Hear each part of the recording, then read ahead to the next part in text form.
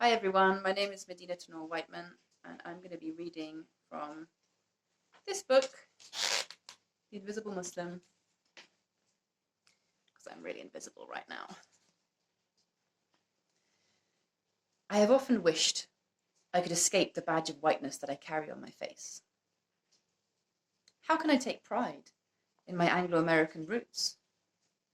Not only have innumerable injustices been wreaked in the name of my ethnicity, but like so many Americans, I'm directly descended from people who materially benefited from slavery. I'm inclined to think that the way that white people deal with this ugly inheritance, the shame, anger, sadness, and revulsion we feel, has a great impact on the way we approach racism. It's easier to suppress these feelings at the cost of allowing racism to proliferate and our souls to be squashed to the approximate size and substance of a slug under a car wheel than to face them. So if I can't escape my whiteness, I turn to my religious community, one that embraces myriad ethnicities and cultures.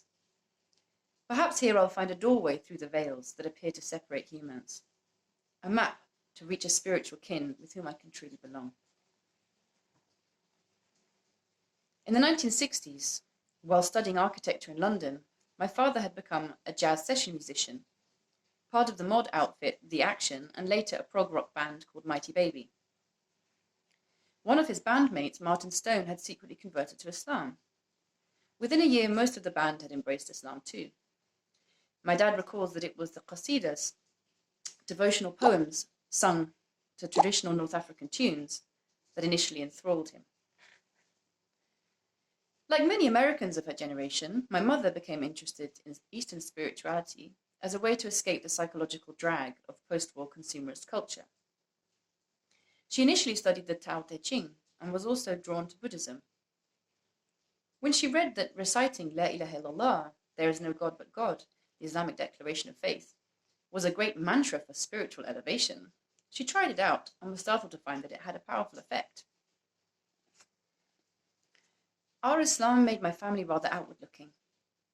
Mainstream society wanted me to believe that European politics, philosophy, art, literature, movies, beauty standards and fashions were all plainly superior.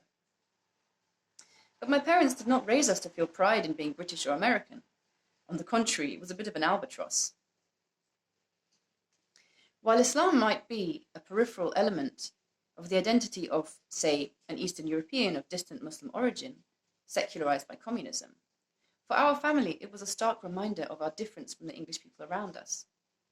Our parents had unpronounceable names that morphed into surreal insults in school friends' mouths.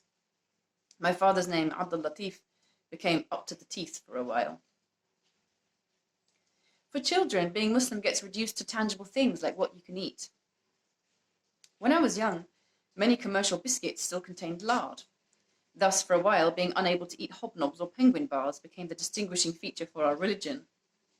Pigs in blankets sounded outrageously haram, let alone deviled eggs. As I got older and vegetarianism started to be more acceptable, I started telling people I was veggie to avoid probing. This was awkward, of course, when I was caught wolfing a halal merguez sausage. But English people are great with awkwardness. We like being dorks. It gives our arrogance a healthy left hook. When it comes to the status quo, however, there are varieties of awkward weirdness that even Brits cannot stand. A Muslim is not easily packaged as that nice bohemian person down the road, or the token ethnic minority in a children's cartoon. And it's not just the obvious stereotyping of Muslims as dangerous, ideologically deranged, girl-grooming blots on the moral landscape. For anyone who's been trained from childhood to sense it, derogatory portrayals of Muslims appear remarkably often and in mainstream sources. In reality, Muslims are too varied, too heterogeneous to be pigeonholed into comfortably discrete categories. Are we ghetto or posh? Yemeni poor or Saudi rich? Marginalized or privileged?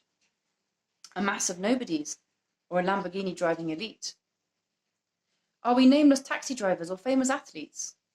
Are we Malcolm X right on or Saddam Hussein tyrannical? Are hijabi women ultra-styled, made up and bejeweled? or suffocatingly swathed and oppressed?